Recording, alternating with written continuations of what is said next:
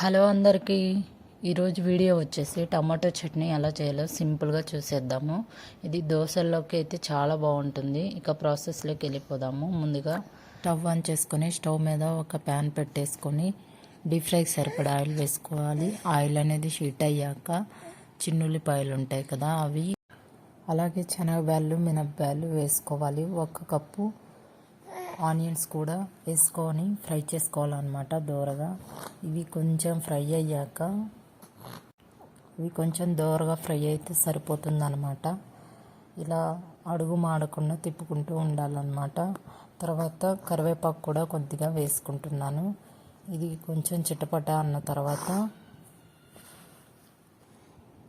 ఎండుమిర్చి కూడా వేసుకొని ఒక 5 ఫ్రై చేసుకోవాలన్నమాట. కొద్దిగా చింతపండు కూడా యాడ్ చేసుకొని ఫ్రై చేసుకోవాలి. ఒక టమాటాని కట్ చేసి అందులో వేసుకుంటున్నాను. టమాటా అనేది సాఫ్ట్గా అయితే సరిపోతుంది అనమాట, అంతగా మగ్గాల్సిన అవసరం అయితే లేదు. తర్వాత ఒక మిక్సీ జార్ని తీసుకొని అందులో ఇవి మొత్తం వేసేసుకొని కొద్దిగా వాటర్ అనేది యాడ్ చేసుకుంటున్నాను.